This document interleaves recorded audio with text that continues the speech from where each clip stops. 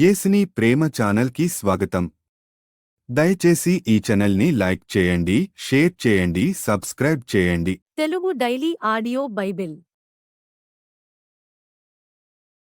సమూయేలు రెండవ గ్రంథము మొదటి అధ్యాయము. దావీదు అమాలేకీయులను హతము చేసి తిరిగి వచ్చెను. సౌలు మృతి నొందిన తరువాత అతడు సిక్లగులో 2 దినములుండెను. 3వ దినమున బట్టలు చింపుకొని తలమీద బుగ్గి పోసుకొనిన ఒకడు సౌలునొద్ద దండులో నుండి వచ్చెను. అతడు దావీదును దర్శించి నేలను సాగిలపడి నమస్కారము చేయగా, దావీదు, నీవెక్కడ నుండి వచ్చితివని అడిగాను. అందుకు వాడు, ఇశ్రాయేలీల సైన్యములో నుండి నేను తప్పించుకొని వచ్చితినెను. జరిగిన సంగతులేవో నాతో చెప్పుమని దావీదు సెలవీయగా, వాడు, జనులు యుద్ధమందు నిలువలేక పారిపోయిరి, అనేకులు పడి చచ్చిరి, సౌలును అతని కుమారుడైన యోనాతానును మరణమైరి అనెను. సౌలును అతని కుమారుడైన యోనాతానును మరణమైరని నీకెలాగు తెలిసినది అని దావీదు వాని నడగగా, వాడిట్లనెను, గిల్బోవ పర్వతమునకు నేను అకస్మాత్తుగా వచ్చినప్పుడు సౌలు తన ఈటె మీద ఆనుకొని ఉండెను. అతడు రథములను రౌతులను తనను వెనువెంట తగులుచుండుట చూచి వెనుక తిరిగి నన్ను కనుగొని పిలిచెను. అందుకు, చిత్తము నా ఏలినవాడా అని నేనంటిని.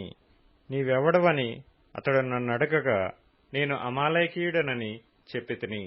అతడు, నా ప్రాణము ఇంక నాలో ఉన్నది గాని తల త్రిప్పు చేత నేను బహుబాధపడుచున్నాను. నీవు నా దగ్గర నిలువబడి నన్ను చంపుమని సెలవీయగా, ఈలాగు పడిన తరువాత అతడు బ్రతుకడని నేను నిశ్చయించుకొని అతని దగ్గర నిలిచి అతన్ని చంపితిని. తరువాత అతని తలమీదనున్న కిరీటమును హస్తకంకణములను తీసుకొని, నా ఏలినవాడవైన నీ యొద్దకు వాటిని తెచ్చియున్నాను అనెను. దావీదు ఆ వార్త విని తన వస్త్రములు చింపుకొనెను. అతని యొద్దనున్న వారందరూ అలాగున చేసి, సౌలును యోనాతానును యెహోవా జనులను ఇశ్రాయేలు ఇంటివారును యుద్ధములో కూలిరని వారిని గూర్చి దుఃఖపడుచు ఏడ్చుచు సాయంత్రము వరకు ఉపవాసముండిరి. తరువాత దావీదు, నీవెక్కడ నుండి వచ్చితివని ఆ వార్త తెచ్చిన వాని నడుగగా, వాడు, నేను ఇశ్రాయేలు దేశమున నివసించు అమాలేకీయుడగు ఒకని కుమారుడనెను. అందుకు దావీదు, భయపడక యెహోవా అభిషేకించిన వానిని చంపుటకు నీవేళ అతని మీద చెయ్యి ఎత్తితివి? యెహోవా అభిషేకించిన వానిని నేను చంపితినని నీవు చెప్పితివే. నీ నోటి మాటయే నీ మీద సాక్ష్యము గనుక నీ ప్రాణమునకు నీవే ఉత్తరవాదివని వానితో చెప్పి తన వారిలో ఒకని పిలిచి, నీవు పోయి వాని చంపుమనగా, అతడు వానిని కొట్టి చంపెను. యూదావారికి అభ్యాసము చేయవలనని దావీదు సౌలును గూర్చియు అతని కుమారుడైన యోనాతానును గూర్చియు ధనుర్గీతమొకటి చేసి దానిని బట్టి విలాపము సలిపెను. అది యాషారు గ్రంథములో లిఖింపబడి ఉన్నది. ఎట్లనగా, ఇశ్రాయేలు నీకు భూషణమగువారు నీ ఉన్నత స్థలముల మీద హతులైరి.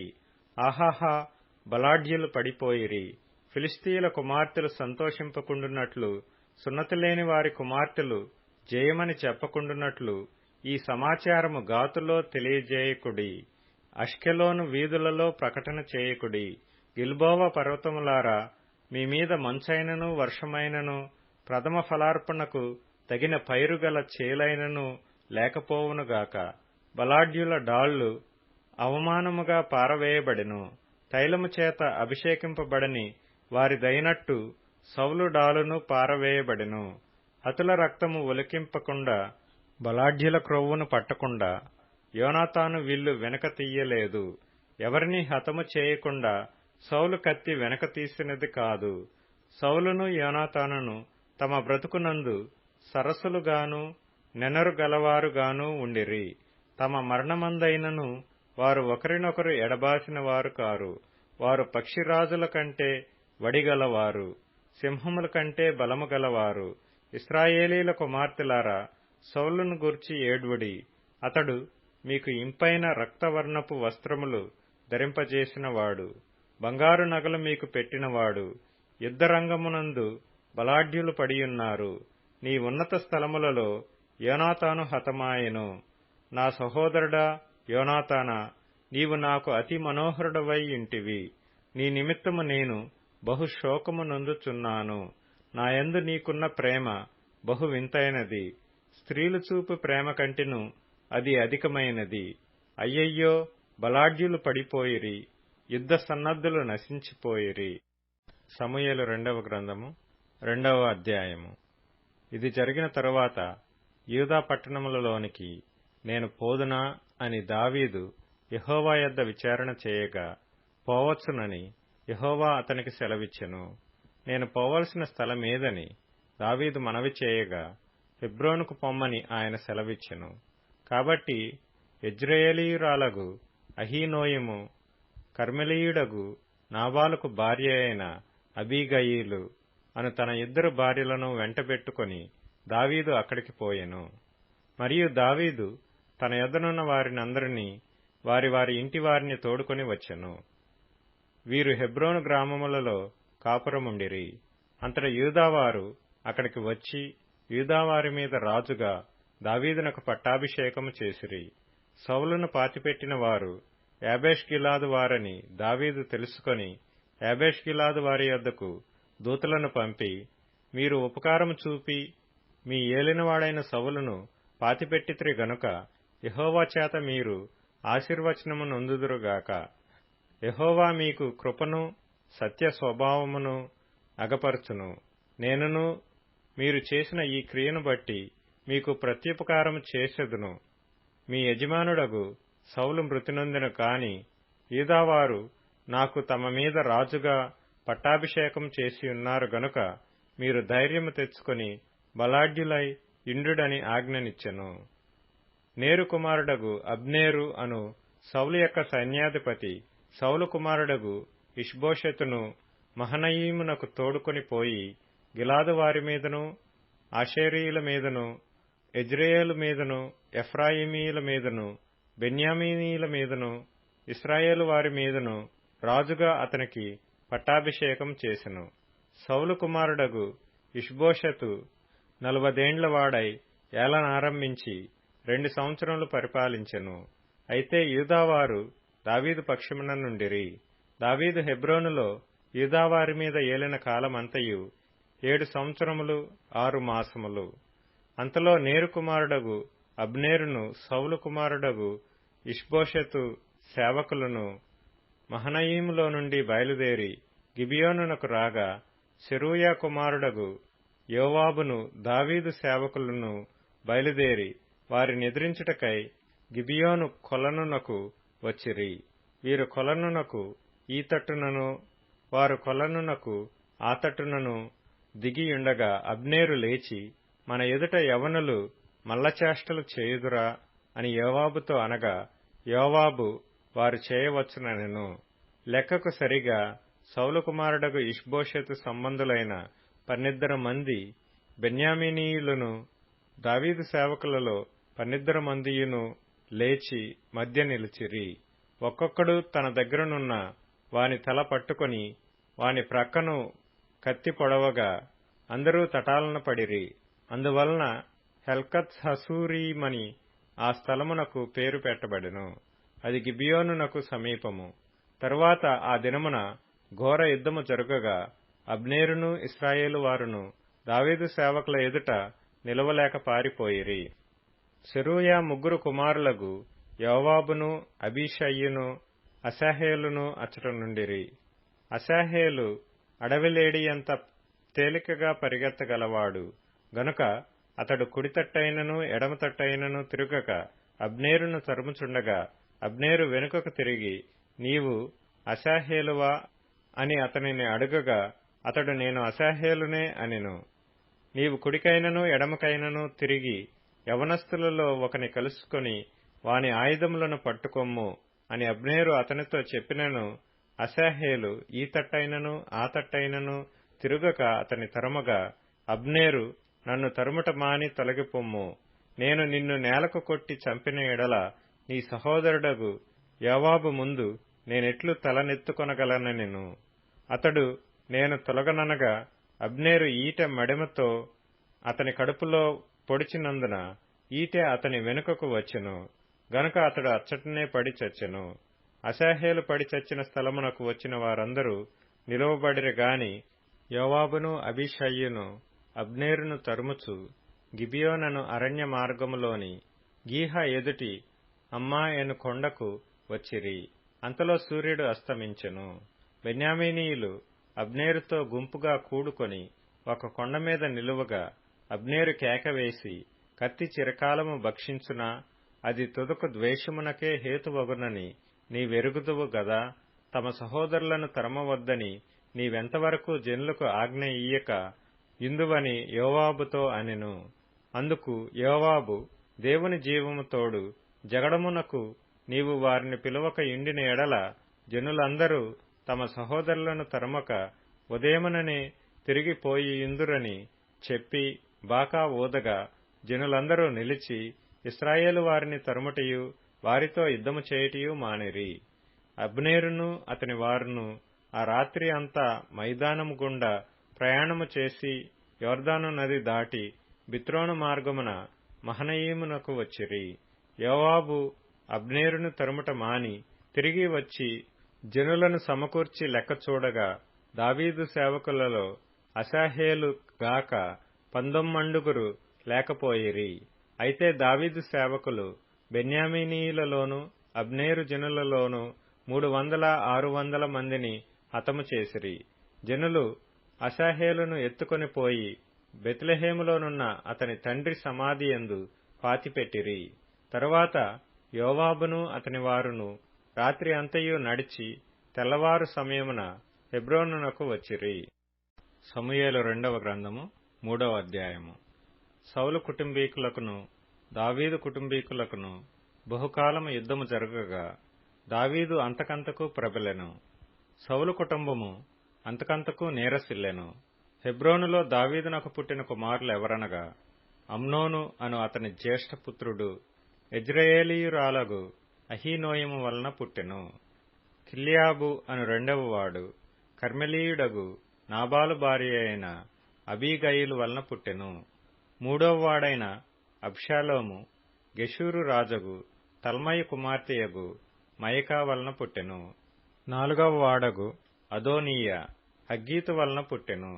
5వ వాడగు షఫట్య అబీటలు వలన పుట్టెను. 6వ వాడగు ఇత్రెయాము దావీదునకు భార్యయగు ఎగ్లా వలన పుట్టెను. వీరు హెబ్రోనులో దావీదునకు పుట్టిన కుమారులు. సౌలు కుటుంబీకులకును దావీదు కుటుంబీకులకును యుద్ధము జరుగుచుండగా అబ్నేరు సౌలు కుటుంబీకులకు బహు సహాయం చేసెను. అయ్యా కుమార్తె అయిన రిస్పాయను ఒక ఉపపత్ని సౌలుకుండెను. నా తండ్రికి ఉపపత్నియగు దానిని నీవెందుకు కూడితివని ఇష్బోషెతు అబ్నేరును అడగగా అబ్నేరును ఇష్బోషెతు అడిగిన మాటకు బహుగా కోపించుకొని, నిన్ను దావీదు చేతికి అప్పగింపక నీ తండ్రి అయిన సౌలు ఇంటి వారికిని అతని సహోదరులకును అతని స్నేహితులకును ఈవేళ ఉపకారం చేసిన నన్ను యూదావారికి చేరిన కుక్కతో సమానునిగా చేసి ఈ దినమున ఒక స్త్రీని బట్టి నా మీద నేరము మోపుదువా? యెహోవా దావీదునకు ప్రమాణము చేసిన దానిని అతని పక్షమున నేను నెరవేర్చని ఎడల దేవుడు నాకు గొప్ప అపాయము కలుగజేయునుగాక. సౌలు ఇంటి వారి వశము కాకుండా రాజ్యమును తప్పించి దాను మొదలుకొని బెయేర్షెబా వరకు దావీదు సింహాసనమును ఇశ్రాయేలు వారి మీదను యూదా వారి మీదను నేను స్థిరపరచెదనెను.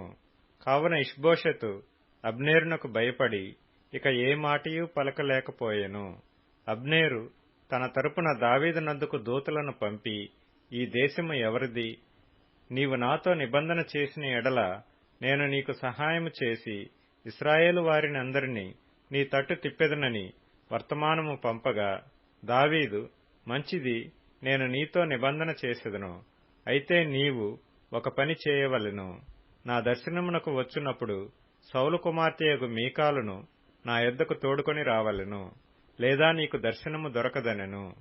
మరియు దావీదు సౌలు కుమారుడగు ఇష్బోషెతు నొద్దకు దూతలను పంపి, ఫిలిష్తీయులలో 100 మంది ముందోళ్లను తెచ్చి నేను పెండ్లి చేసుకొనిన మీకాలును నాకప్పగింపుమని చెప్పుడనగా, ఇష్బోషెతు దూతను పంపి లాయిషు కుమారుడగు పల్తీయేలు అను దాని పెనిమిటి యొద్ద నుండి మీకాలును పిలువనంపెను.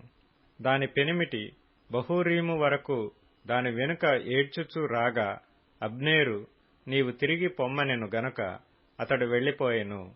అంతలో అబ్నేరు ఇశ్రాయేలు వారి పెద్దలను పిలిపించి, దావీదు మిమ్మును ఏలవలనని మీరు ఇంతకు మునుపు కోరితిరి గదా, నా సేవకుడైన దావీదు చేత నా జనులకు ఇశ్రాయేలీలను ఫిలిష్తీయుల చేతిలో నుండియు వారి శత్రువులందరి చేతిలో నుండియు విమోచించెదనని యెహోవా దావీదును గూర్చి సెలవిచ్చి ఉన్నాడు గనుక మీ కోరిక నెరవేర్చుకొనుడని వారితో చెప్పెను.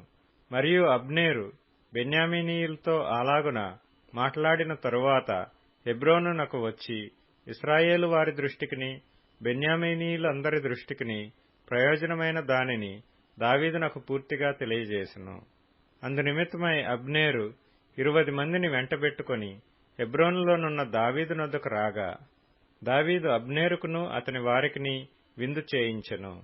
అంతటా అబ్నేరు, నేను పోయి ఇశ్రాయేలు వారినందరినీ నా ఏలిన వాడవగు నీ పక్షమున సమకూర్చి వారు నీతో నిబంధన చేయునట్లును నీ చిత్తానుసారముగా నీవు రాజరికము వహించి కోరిన దాని అంతటి మీద ఏలునట్లును చేయుదునని దావీదుతో చెప్పి దావీదునొద్ద సెలవు పుచ్చుకొని సమాధానముగా వెళ్లిపోయెను.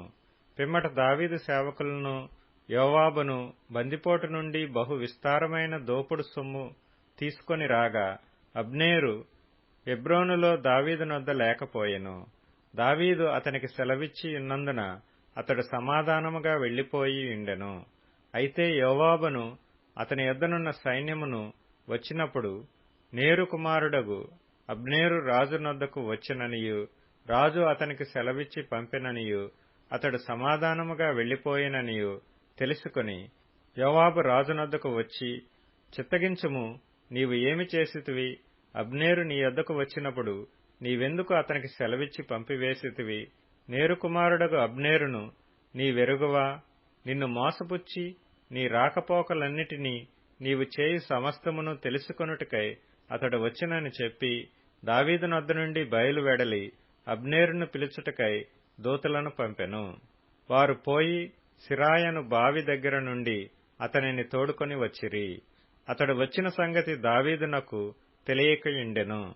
అబ్నేరు తిరిగి హెబ్రోనునకు వచ్చినప్పుడు సంగతి ఎవరికి వినబడకుండా గుమ్మము నడుమ ఏకాంతముగా అతనితో మాట్లాడవలనని యోవాబు అతని పిలిచి తన సహోదరుడగు అశాహేలు ప్రాణము తీసినందుకై అతనిని కడుపులో పొడవగా అతడు చచ్చెను. ఆ తరువాత ఈ సమాచారము దావీదునకు వినబడినప్పుడు అతడు అనుకొనినదేమనగా, నేనును నా రాజ్యమును నేరు కుమారుడగు అబ్నేరు ప్రాణము తీయుట విషయములో యెహోవా సన్నిధిని ఎప్పటికీ నిరపరాధులమే. ఈ దోషము యోవాబు మీదను అతని తండ్రికి పుట్టిన వారందరి మీదను మోపబడునుగాక. యోవాబు ఇంటి వారిలో స్రావము గలవాడైనను, కుష్ఠరోగి అయినను, కర్రపట్టుకుని నడుచువాడైనను, ఖడ్గము చేత కూలువాడైనను, ఆహారము లేనివాడైనను ఉండకపోడుగాక అనెను. అలాగున యోవాబును అతని సహోదరుడైన అబీషయ్యును అబ్నేరు గిబియోను యుద్ధమందు తమ సహోదరుడైన అశాహేలును చంపిన దానిని బట్టి అతన్ని చంపిరి. దావీదు, మీ బట్టలు చింపుకొని గోనెపట్ట కట్టుకుని అబ్నేరు శవమునకు ముందు నడుచుచు ప్రలాపము చేయుడని యోవాబునకును అతనితోనున్న వారికందరికిని ఆజ్ఞ ఇచ్చెను. రాజును స్వయముగా పాడి వెంట నడిచెను. వారు అబ్నేరును హెబ్రోనులో పాతిపెట్టగా రాజు అబ్నేరు సమాధి దగ్గర ఎలుగెత్తి ఏడ్చెను. జనులందరూ ఏడ్చిరి. మరియు రాజు అబ్నేరును గూర్చి శోకకీర్తన ఒకటి కట్టెను. ఎట్లనగా, అబ్నేరు, నీచుడొకడు చచ్చునట్లుగా నీవు చావతగునా? నీ చేతులకు కట్లు లేకుండగను నీ కాళ్లకు సంకెళ్లు వేయబడకుండగను దోషకారి ఎదుట ఒకడు పడునట్లు నీవు పడితివే. రాజు ఈలాగున కీర్తన ఎత్తి పాడగా జనులందరూ విని మరి ఎక్కువగా ఏడ్చిరి. ఇంకా వెలుగున్నప్పుడు జనులు దావీదునొద్దకు వచ్చి భోజనము చేయమని అతనిని బతిమాలగా దావీదు ప్రమాణము చేసి సూర్యుడు అస్తమించక మునుపు ఆహారమేమైనను నేను రుచిచూచిన ఎడల దేవుడు నాకు గొప్ప అపాయము కలుగజేయునుగాకనెను. జనులందరూ ఆ సంగతి గ్రహించినప్పుడు సంతోషించిరి. రాజు చేయనదంతయు జనులందరి దృష్టికి అనుకూలమైనట్లు అదియు వారి దృష్టికి అనుకూలమాయెను.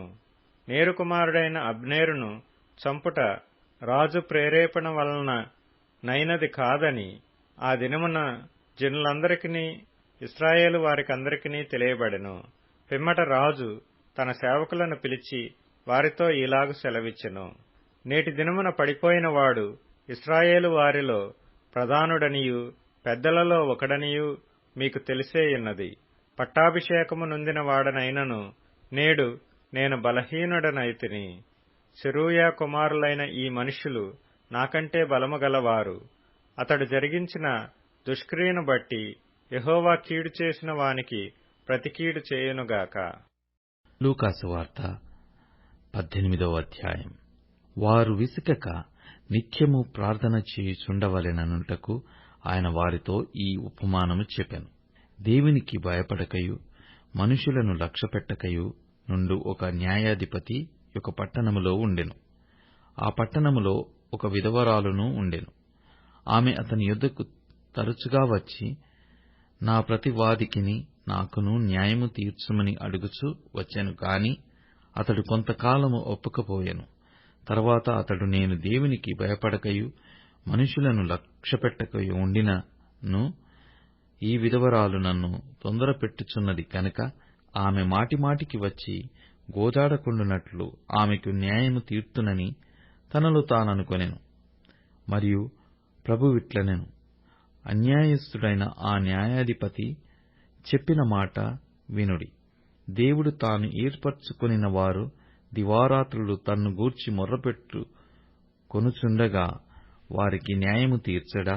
ఆయన వారికి త్వరగా న్యాయము తీర్చును. వారి విషయమే గదా ఆయన దీర్ఘశాంతము చూపుచున్నాడని మీతో చెప్పుచున్నాను. అయినను మనుష్య కుమారుడు వచ్చునప్పుడు ఆయన భూమి మీద విశ్వాసము కనుగొనునా?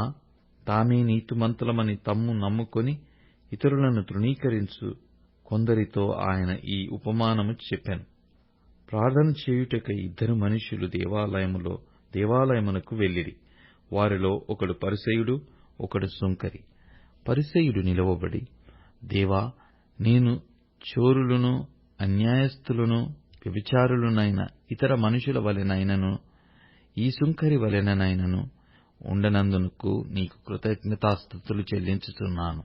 వారమునకు 2 మారులు ఉపవాసము చేయుచు నా సంపాదన అంతటిలో 10వ వంతు చెల్లించుచున్నానని తనలో తాను ప్రార్థించుచుండెను. అయితే సుంకరి దూరంగా నిల్చుండి ఆకాశము వైపు కన్నులెత్తుటకైనను ధైర్యము చాలక రొమ్ము కొట్టుకొనుచు, దేవా, పాపినైన నన్ను కరుణించుమని పలికెను. అతని కంటే ఇతడు నీతిమంతుడుగా తీర్చబడి తన ఇంటికి వెళ్ళెనని మీతో చెప్పుచున్నాను. తన్ను తాను హెచ్చించుకొనువాడు తగ్గింపబడుననియు, తన్ను తాను తగ్గించుకొనువాడు హెచ్చింపబడుననియు చెప్పెను. తమ శిశువులను ముట్టవలెనని కొందరు ఆయన యొద్దకు వారిని తీసుకుని రాగా ఆయన శిష్యులు అది చూచి తీసుకుని వచ్చిన వారిని గద్దించిరి. అయితే యేసు వారిని తన యొద్దకు పిలిచి, చిన్న బిడ్డలను ఆటంకపరచక వారిని నా యొద్దకు రానీయుడి. దేవుని రాజ్యము ఇలాంటి వారిది. చిన్న బిడ్డ వలె దేవుని రాజ్యము అంగీకరింపనివాడు దానిలో ఎంత మాత్రమును ప్రవేశింపడని మీతో నిశ్చయముగా చెప్పుచున్నానెను. దయచేసి ఈ ఛానల్ని లైక్ చేయండి, షేర్ చేయండి, సబ్స్క్రైబ్ చేయండి.